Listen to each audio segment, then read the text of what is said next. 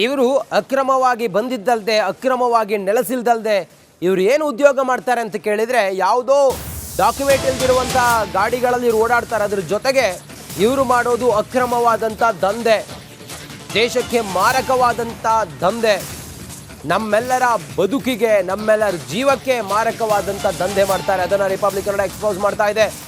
Republic ಕನ್ನಡದ daring sting ಆಪರೇಷನಲ್ಲಿ ಇವರು ಏನು ಕೆಲಸ ಮಾಡ್ತಾರೆ ಅನ್ನೋದು ಬಯಲಾಗಿದೆ. ಇದು ಎಷ್ಟು ಮಾರಕ ಅನ್ನೋದು ಕೂಡ ಬಯಲಾಗಿದೆ. ಅಕ್ರಮವಾಗಿ ವಾಸ ಮಾಡೋದು, ಅಕ್ರಮವಾಗಿ ಕೆಲಸ ಮಾಡೋದು, ಅಕ್ರಮವಾಗಿ ಬಂದಿರೋದು, ಯಾವುದೇ ದಾಖಲೆಗಳಿಲ್ಲದೆ ಇಲ್ಲಿರೋದು, ಯಾವುದೋ ಕದ್ದಿರೋ ಗಾಡಿನೋ ಅಥವಾ ಬೇರೆ ಯಾವುದೋ ಗುಜರಿಗೆ ಹಾಕಿರೋ ಗಾಡಿಯಲ್ಲಿ ಇವರು ಓಡಾಡ್ತಾರೆ. ಇವರ ಐಡೆಂಟಿಟಿ ಯಾರಿಗೂ ಕೂಡ ಪತ್ತೆ ಮಾಡಲಿಕ್ಕೆ ಸಾಧ್ಯವೇ ಇಲ್ಲ. ರಿಪಬ್ಲಿಕ್ ಕನ್ನಡ ಇವರಿರುವಂಥ ಜಾಗಕ್ಕೆ ಹೋಗಿ ಇವರ ಕರಾಳ ಮುಖವನ್ನು ತೆರೆದಿಡುವ ಪ್ರಯತ್ನವನ್ನು ಮಾಡಿದೆ. ಈ ಬಾಂಗ್ಲಾದೇಶದ ಅಕ್ರಮವಾಗಿ ಬಂದಿರುವಂತಹ ವಲಸೆಕೋರರಿದ್ದಾರಲ್ಲ, ನುಸುಳೆಕೋರರಿದ್ದಾರಲ್ಲ, ಇವರು ಏನು ಕೆಲಸ ಮಾಡ್ತಾರೆ, ಅದೆಷ್ಟು ಮಾರಕ ಅನ್ನೋದನ್ನು ರಿಪಬ್ಲಿಕ್ ಕನ್ನಡ ಈ ಹೊತ್ತಿಗೆ ನಿಮ್ಮ ಮುಂದೆ ತೆರೆದಿರ್ತಾ ಇದೆ. ಅಕ್ರಮ ಬಾಂಗ್ಲಾದೇಶಿಗಳ ಡೇಂಜರ್ ದಂಧೆ ಇದು. ಅಕ್ರಮವಾಗಿ ಗ್ಯಾಸ್ ಸಿಲಿಂಡರ್ ಗೋದಾಮಿನಲ್ಲಿ ಕೆಲಸ ಮಾಡ್ತಾರೆ ಇವರು. ಬ್ರ್ಯಾಂಡೆಡ್ ಹೆಸರಿನಲ್ಲಿ ನಕಲಿ ಸಿಲಿಂಡರ್ಗಳನ್ನು ಇವರು ತಯಾರಿ ಮಾಡ್ತಾರೆ.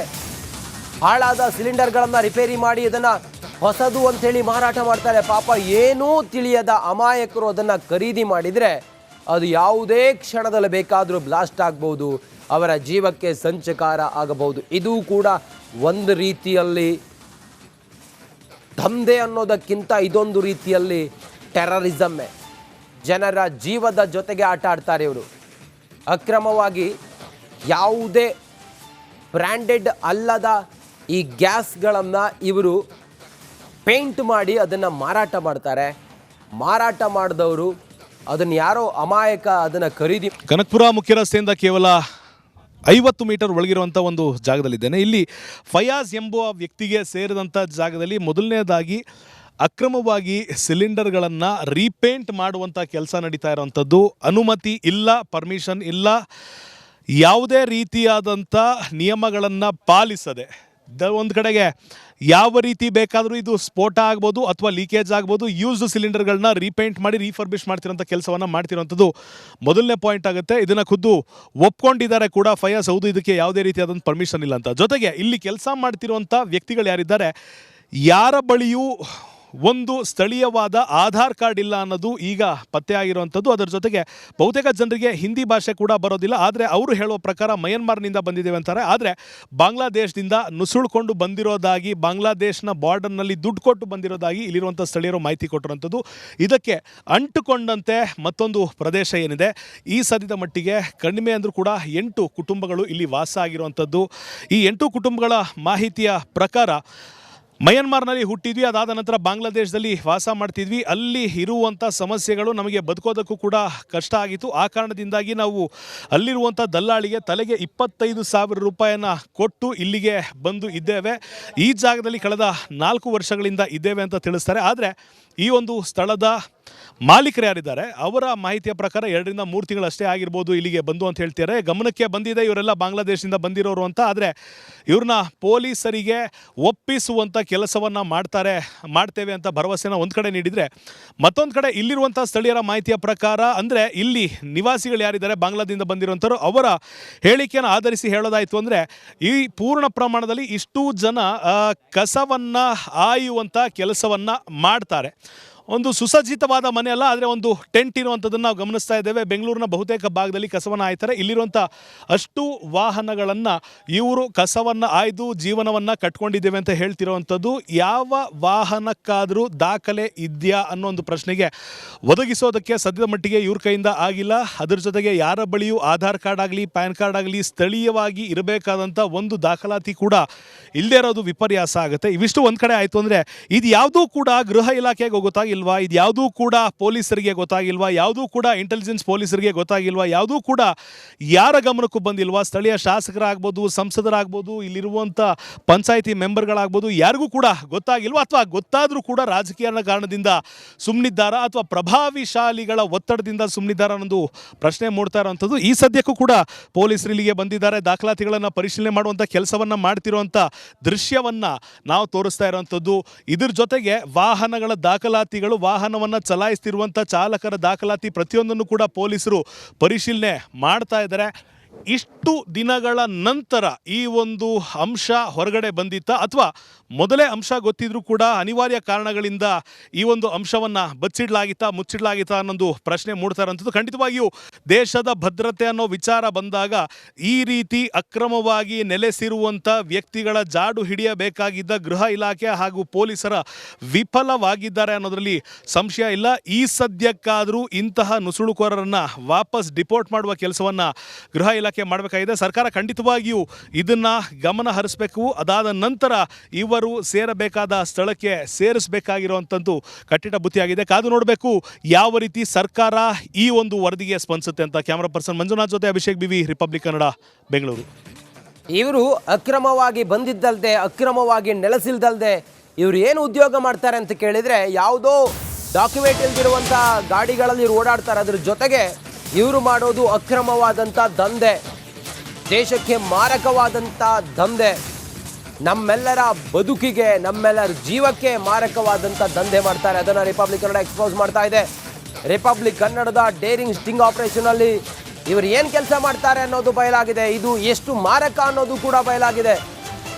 ಅಕ್ರಮವಾಗಿ ವಾಸ ಮಾಡೋದು, ಅಕ್ರಮವಾಗಿ ಕೆಲಸ ಮಾಡೋದು, ಅಕ್ರಮವಾಗಿ ಬಂದಿರೋದು, ಯಾವುದೇ ದಾಖಲೆಗಳಿಲ್ಲದೆ ಇಲ್ಲಿರೋದು, ಯಾವುದೋ ಕದ್ದಿರೋ ಗಾಡಿನೋ ಅಥವಾ ಬೇರೆ ಯಾವುದೋ ಗುಜರಿಗೆ ಹಾಕಿರೋ ಗಾಡಿಯಲ್ಲಿ ಇವರು ಓಡಾಡ್ತಾರೆ. ಇವರ ಐಡೆಂಟಿಟಿ ಯಾರಿಗೂ ಕೂಡ ಪತ್ತೆ ಮಾಡಲಿಕ್ಕೆ ಸಾಧ್ಯವೇ ಇಲ್ಲ. ರಿಪಬ್ಲಿಕ್ ಕನ್ನಡ ಇವರಿರುವಂಥ ಜಾಗಕ್ಕೆ ಹೋಗಿ ಇವರ ಕರಾಳ ಮುಖವನ್ನು ತೆರೆದಿಡುವ ಪ್ರಯತ್ನವನ್ನು ಮಾಡಿದೆ. ಈ ಬಾಂಗ್ಲಾದೇಶದ ಅಕ್ರಮವಾಗಿ ಬಂದಿರುವಂತಹ ವಲಸೆಕೋರರಿದ್ದಾರಲ್ಲ, ನುಸುಳೆಕೋರರಿದ್ದಾರಲ್ಲ, ಇವರು ಏನು ಕೆಲಸ ಮಾಡ್ತಾರೆ, ಅದೆಷ್ಟು ಮಾರಕ ಅನ್ನೋದನ್ನು ರಿಪಬ್ಲಿಕ್ ಕನ್ನಡ ಈ ಹೊತ್ತಿಗೆ ನಿಮ್ಮ ಮುಂದೆ ತೆರೆದಿರ್ತಾ ಇದೆ. ಅಕ್ರಮ ಬಾಂಗ್ಲಾದೇಶಿಗಳ ಡೇಂಜರ್ ದಂಧೆ ಇದು. ಅಕ್ರಮವಾಗಿ ಗ್ಯಾಸ್ ಸಿಲಿಂಡರ್ ಗೋದಾಮಿನಲ್ಲಿ ಕೆಲಸ ಮಾಡ್ತಾರೆ ಇವರು. ಬ್ರ್ಯಾಂಡೆಡ್ ಹೆಸರಿನಲ್ಲಿ ನಕಲಿ ಸಿಲಿಂಡರ್ಗಳನ್ನು ಇವರು ತಯಾರಿ ಮಾಡ್ತಾರೆ. ಹಾಳಾದ ಸಿಲಿಂಡರ್ಗಳನ್ನು ರಿಪೇರಿ ಮಾಡಿ ಅದನ್ನು ಹೊಸದು ಅಂಥೇಳಿ ಮಾರಾಟ ಮಾಡ್ತಾರೆ. ಪಾಪ ಏನೂ ತಿಳಿಯದ ಅಮಾಯಕರು ಅದನ್ನು ಖರೀದಿ ಮಾಡಿದರೆ ಅದು ಯಾವುದೇ ಕ್ಷಣದಲ್ಲಿ ಬೇಕಾದರೂ ಬ್ಲಾಸ್ಟ್ ಆಗ್ಬೋದು, ಅವರ ಜೀವಕ್ಕೆ ಸಂಚಕಾರ ಆಗಬಹುದು. ಇದು ಕೂಡ ಒಂದು ರೀತಿಯಲ್ಲಿ ದಂಧೆ ಅನ್ನೋದಕ್ಕಿಂತ ಇದೊಂದು ರೀತಿಯಲ್ಲಿ ಟೆರರಿಸಮ್ಮೇ. ಜನರ ಜೀವದ ಜೊತೆಗೆ ಆಟ ಆಡ್ತಾರೆ ಇವರು. ಅಕ್ರಮವಾಗಿ ಯಾವುದೇ ಬ್ರ್ಯಾಂಡೆಡ್ ಅಲ್ಲದ ಈ ಗ್ಯಾಸ್ಗಳನ್ನು ಇವರು ಪೇಂಟ್ ಮಾಡಿ ಅದನ್ನು ಮಾರಾಟ ಮಾಡ್ತಾರೆ. ಮಾರಾಟ ಮಾಡಿದವರು ಅದನ್ನು ಯಾರೋ ಅಮಾಯಕ ಅದನ್ನು ಖರೀದಿ. ಕನಕಪುರ ಮುಖ್ಯ ರಸ್ತೆಯಿಂದ ಕೇವಲ 50 ಮೀಟರ್ ಒಳಗಿರುವಂಥ ಒಂದು ಜಾಗದಲ್ಲಿದ್ದೇನೆ. ಇಲ್ಲಿ ಫಯಾಜ್ ಎಂಬುವ ವ್ಯಕ್ತಿಗೆ ಸೇರಿದಂಥ ಜಾಗದಲ್ಲಿ ಮೊದಲನೇದಾಗಿ ಅಕ್ರಮವಾಗಿ ಸಿಲಿಂಡರ್ಗಳನ್ನು ರೀಪೇಂಟ್ ಮಾಡುವಂಥ ಕೆಲಸ ನಡೀತಾ ಇರೋವಂಥದ್ದು. ಅನುಮತಿ ಇಲ್ಲ, ಪರ್ಮಿಷನ್ ಇಲ್ಲ, ಯಾವುದೇ ರೀತಿಯಾದಂಥ ನಿಯಮಗಳನ್ನು ಪಾಲಿಸದೆ ಒಂದು ಕಡೆಗೆ ಯಾವ ರೀತಿ ಬೇಕಾದರೂ ಇದು ಸ್ಫೋಟ ಆಗ್ಬೋದು ಅಥವಾ ಲೀಕೇಜ್ ಆಗ್ಬೋದು, ಯೂಸ್ಡ್ ಸಿಲಿಂಡರ್ಗಳನ್ನ ರೀಪೇಂಟ್ ಮಾಡಿ ರೀಫರ್ಬಿಶ್ ಮಾಡ್ತಿರೋಂಥ ಕೆಲಸವನ್ನು ಮಾಡ್ತಿರೋಂಥದ್ದು ಮೊದಲನೇ ಪಾಯಿಂಟ್ ಆಗುತ್ತೆ. ಇದನ್ನು ಖುದ್ದು ಒಪ್ಕೊಂಡಿದ್ದಾರೆ ಕೂಡ ಫಯಾಜ್, ಹೌದು ಇದಕ್ಕೆ ಯಾವುದೇ ರೀತಿಯಾದಂಥ ಪರ್ಮಿಷನ್ ಇಲ್ಲ ಅಂತ. ಜೊತೆಗೆ ಇಲ್ಲಿ ಕೆಲಸ ಮಾಡ್ತಿರುವಂಥ ವ್ಯಕ್ತಿಗಳು ಯಾರಿದ್ದಾರೆ, ಯಾರ ಬಳಿಯೂ ಒಂದು ಸ್ಥಳೀಯವಾದ ಆಧಾರ್ ಕಾರ್ಡ್ ಇಲ್ಲ ಅನ್ನೋದು ಈಗ ಪತ್ತೆ ಆಗಿರುವಂಥದ್ದು. ಅದರ ಜೊತೆಗೆ ಬಹುತೇಕ ಜನರಿಗೆ ಹಿಂದಿ ಭಾಷೆ ಕೂಡ ಬರೋದಿಲ್ಲ. ಆದರೆ ಅವರು ಹೇಳುವ ಪ್ರಕಾರ ಮಯನ್ಮಾರ್ನಿಂದ ಬಂದಿದ್ದೇವೆ ಅಂತಾರೆ. ಆದರೆ ಬಾಂಗ್ಲಾದೇಶದಿಂದ ನುಸುಳ್ಕೊಂಡು ಬಂದಿರೋದಾಗಿ, ಬಾಂಗ್ಲಾದೇಶನ ಬಾರ್ಡರ್ನಲ್ಲಿ ದುಡ್ಡು ಕೊಟ್ಟು ಬಂದಿರೋದಾಗಿ ಇಲ್ಲಿರುವಂಥ ಸ್ಥಳೀಯರು ಮಾಹಿತಿ ಕೊಟ್ಟಿರುವಂಥದ್ದು. ಇದಕ್ಕೆ ಅಂಟುಕೊಂಡಂತೆ ಮತ್ತೊಂದು ಪ್ರದೇಶ ಏನಿದೆ, ಈ ಸದ್ಯದ ಮಟ್ಟಿಗೆ ಕಡಿಮೆ ಅಂದರೂ ಕೂಡ 8 ಕುಟುಂಬಗಳು ಇಲ್ಲಿ ವಾಸ ಆಗಿರುವಂಥದ್ದು. ಈ 8 ಕುಟುಂಬಗಳ ಮಾಹಿತಿಯ ಪ್ರಕಾರ ಮಯನ್ಮಾರ್ನಲ್ಲಿ ಹುಟ್ಟಿದ್ವಿ, ಅದಾದ ನಂತರ ಬಾಂಗ್ಲಾದೇಶದಲ್ಲಿ ವಾಸ ಮಾಡ್ತಿದ್ವಿ, ಅಲ್ಲಿ ಇರುವಂಥ ಸಮಸ್ಯೆಗಳು ನಮಗೆ ಬದುಕೋದಕ್ಕೂ ಕೂಡ ಕಷ್ಟ ಆಗಿತ್ತು. ಆ ಕಾರಣದಿಂದಾಗಿ ನಾವು ಅಲ್ಲಿರುವಂಥ ದಲ್ಲಾಳಿಗೆ ತಲೆಗೆ 25,000 ರೂಪಾಯಿಯನ್ನು ಕೊಟ್ಟು ಇಲ್ಲಿಗೆ ಬಂದು ಇದ್ದೇವೆ. ಈ ಜಾಗದಲ್ಲಿ ಕಳೆದ 4 ವರ್ಷಗಳಿಂದ ಇದ್ದೇವೆ ಅಂತ ತಿಳಿಸ್ತಾರೆ. ಆದರೆ ಈ ಒಂದು ಸ್ಥಳದ ಮಾಲೀಕರು ಯಾರಿದ್ದಾರೆ ಅವರ ಮಾಹಿತಿಯ ಪ್ರಕಾರ 2 ರಿಂದ 3 ತಿಂಗಳಷ್ಟೇ ಆಗಿರ್ಬೋದು ಇಲ್ಲಿಗೆ ಬಂದು ಅಂತ ಹೇಳ್ತಾರೆ. ಗಮನಕ್ಕೆ ಬಂದಿದೆ ಇವರೆಲ್ಲ ಬಾಂಗ್ಲಾದೇಶದಿಂದ ಬಂದಿರೋರು ಅಂತ. ಆದರೆ ಇವ್ರನ್ನ ಪೊಲೀಸರಿಗೆ ಒಪ್ಪಿಸುವಂಥ ಕೆಲಸವನ್ನು ಮಾಡ್ತೇವೆ ಅಂತ ಭರವಸೆನ ಒಂದು ಕಡೆ ನೀಡಿದರೆ, ಮತ್ತೊಂದು ಕಡೆ ಇಲ್ಲಿರುವಂಥ ಸ್ಥಳೀಯರ ಮಾಹಿತಿಯ ಪ್ರಕಾರ ಅಂದರೆ ಇಲ್ಲಿ ನಿವಾಸಿಗಳು ಯಾರಿದ್ದಾರೆ ಬಾಂಗ್ಲಾದಿಂದ ಬಂದಿರುವಂಥವ್ರು, ಅವರ ಹೇಳಿಕೆಯನ್ನು ಆಧರಿಸಿ ಹೇಳೋದಾಯಿತು ಅಂದರೆ ಈ ಪೂರ್ಣ ಪ್ರಮಾಣದಲ್ಲಿ ಇಷ್ಟು ಜನ ಕಸವನ್ನು ಆಯುವಂಥ ಕೆಲಸವನ್ನು ಮಾಡ್ತಾರೆ. ಒಂದು ಸುಸಜ್ಜಿತವಾದ ಮನೆ ಅಲ್ಲ, ಆದರೆ ಒಂದು ಟೆಂಟ್ ಇರುವಂಥದ್ದನ್ನು ನಾವು ಗಮನಿಸ್ತಾ ಇದ್ದೇವೆ. ಬೆಂಗಳೂರಿನ ಬಹುತೇಕ ಭಾಗದಲ್ಲಿ ಕಸವನ್ನು ಆಯ್ತಾರೆ. ಇಲ್ಲಿರುವಂಥ ಅಷ್ಟು ವಾಹನಗಳನ್ನು ಇವರು ಕಸವನ್ನು ಆಯ್ದು ಜೀವನವನ್ನು ಕಟ್ಕೊಂಡಿದ್ದೇವೆ ಅಂತ ಹೇಳ್ತಿರುವಂಥದ್ದು. ಯಾವ ವಾಹನಕ್ಕಾದರೂ ದಾಖಲೆ ಇದೆಯಾ ಅನ್ನೋ ಒಂದು ಪ್ರಶ್ನೆಗೆ ಒದಗಿಸೋದಕ್ಕೆ ಸದ್ಯದ ಮಟ್ಟಿಗೆ ಇವ್ರ ಕೈಯಿಂದ ಆಗಿಲ್ಲ. ಅದರ ಜೊತೆಗೆ ಯಾರ ಬಳಿಯೂ ಆಧಾರ್ ಕಾರ್ಡ್ ಆಗಲಿ ಪ್ಯಾನ್ ಕಾರ್ಡ್ ಆಗಲಿ ಸ್ಥಳೀಯವಾಗಿ ಇರಬೇಕಾದಂಥ ಒಂದು ದಾಖಲಾತಿ ಕೂಡ ಇಲ್ಲದೇ ಇರೋದು ವಿಪರ್ಯಾಸ ಆಗುತ್ತೆ. ಇವಿಷ್ಟು ಒಂದು ಕಡೆ ಆಯಿತು ಅಂದರೆ ಇದು ಯಾವುದೂ ಕೂಡ ಗೃಹ ಇಲಾಖೆಗೆ ಗೊತ್ತಾಗಿಲ್ವಾ, ಇದು ಯಾವುದೂ ಕೂಡ ಪೊಲೀಸರಿಗೆ ಗೊತ್ತಾಗಿಲ್ವಾ, ಯಾವುದೂ ಕೂಡ ಇಂಟೆಲಿಜೆನ್ಸ್ ಪೊಲೀಸರಿಗೆ ಗೊತ್ತಾಗಿಲ್ವಾ, ಯಾವುದೂ ಕೂಡ ಯಾರ ಗಮನಕ್ಕೂ ಬಂದಿಲ್ವಾ, ಸ್ಥಳೀಯ ಶಾಸಕರಾಗ್ಬೋದು, ಸಂಸದರಾಗ್ಬೋದು, ಇಲ್ಲಿರುವಂಥ ಪಂಚಾಯಿತಿ ಮೆಂಬರ್ಗಳಾಗ್ಬೋದು, ಯಾರಿಗೂ ಕೂಡ ಗೊತ್ತಾಗಿಲ್ವಾ, ಅಥವಾ ಗೊತ್ತಾದರೂ ಕೂಡ ರಾಜಕೀಯ ಕಾರಣದಿಂದ ಸುಮ್ಮನಿದ್ದಾರಾ ಅಥವಾ ಪ್ರಭಾವಿಶಾಲಿಗಳ ಒತ್ತಡದಿಂದ ಸುಮ್ಮನಿದ್ದಾರಾ ಅನ್ನೋದು ಪ್ರಶ್ನೆ ಮೂಡ್ತಾ ಇರೋವಂಥದ್ದು. ಈ ಸದ್ಯಕ್ಕೂ ಕೂಡ ಪೊಲೀಸರು ಇಲ್ಲಿಗೆ ಬಂದಿದ್ದಾರೆ. ದಾಖಲಾತಿಗಳನ್ನು ಪರಿಶೀಲನೆ ಮಾಡುವಂಥ ಕೆಲಸವನ್ನು ಮಾಡ್ತಿರುವಂಥ ದೃಶ್ಯವನ್ನು ನಾವು ತೋರಿಸ್ತಾ ಇರುವಂಥದ್ದು. ಇದ್ರ ಜೊತೆಗೆ ವಾಹನಗಳ ದಾಖಲಾತಿಗಳು, ವಾಹನವನ್ನು ಚಲಾಯಿಸ್ತಿರುವಂಥ ಚಾಲಕರ ದಾಖಲಾತಿ ಪ್ರತಿಯೊಂದನ್ನು ಕೂಡ ಪೊಲೀಸರು ಪರಿಶೀಲನೆ ಮಾಡ್ತಾ ಇದ್ದಾರೆ. ಇಷ್ಟು ದಿನಗಳ ನಂತರ ಈ ಒಂದು ಅಂಶ ಹೊರಗಡೆ ಬಂದಿತ್ತ ಅಥವಾ ಮೊದಲೇ ಅಂಶ ಗೊತ್ತಿದ್ರೂ ಕೂಡ ಅನಿವಾರ್ಯ ಕಾರಣಗಳಿಂದ ಈ ಒಂದು ಅಂಶವನ್ನು ಮುಚ್ಚಿಡಲಾಗಿತ್ತಾ ಅನ್ನೊಂದು ಪ್ರಶ್ನೆ ಮೂಡ್ತಾ ಇರೋಂಥದ್ದು. ಖಂಡಿತವಾಗಿಯೂ ದೇಶದ ಭದ್ರತೆ ಅನ್ನೋ ವಿಚಾರ ಬಂದಾಗ ಈ ರೀತಿ ಅಕ್ರಮವಾಗಿ ನೆಲೆಸಿರುವಂಥ ವ್ಯಕ್ತಿಗಳ ಜಾಡು ಹಿಡಿಯಬೇಕಾಗಿದ್ದ ಗೃಹ ಇಲಾಖೆ ಹಾಗೂ ಪೊಲೀಸರ ವಿಫಲವಾಗಿದ್ದಾರೆ ಅನ್ನೋದರಲ್ಲಿ ಸಂಶಯ ಇಲ್ಲ. ಈ ಸದ್ಯಕ್ಕಾದರೂ ಇಂತಹ ನುಸುಳುಕೋರರನ್ನು ವಾಪಸ್ ಡಿಪೋರ್ಟ್ ಮಾಡುವ ಕೆಲಸವನ್ನು ಗೃಹ ಇಲಾಖೆ ಮಾಡಬೇಕಾಗಿದೆ. ಸರ್ಕಾರ ಖಂಡಿತವಾಗಿಯೂ ಇದನ್ನು ಗಮನ ಹರಿಸಬೇಕು. ಅದಾದ ನಂತರ ಇವರು ಸೇರಬೇಕಾದ ಸ್ಥಳಕ್ಕೆ ಸೇರಿಸಬೇಕಾಗಿರುವಂಥದ್ದು ಕಟ್ಟಿಟ್ಟ ಬುತ್ತಿಯಾಗಿದೆ. ಕಾದು ನೋಡಬೇಕು ಯಾವ ರೀತಿ ಸರ್ಕಾರ ಈ ಒಂದು ವರದಿಗೆ ಸ್ಪಂದಿಸುತ್ತೆ ಅಂತ. ಕ್ಯಾಮರಾ ಪರ್ಸನ್ ಮಂಜುನಾಥ್ ಜೊತೆ ಅಭಿಷೇಕ್ ಬಿವಿ, ರಿಪಬ್ಲಿಕ್ ಕನ್ನಡ, ಬೆಂಗಳೂರು.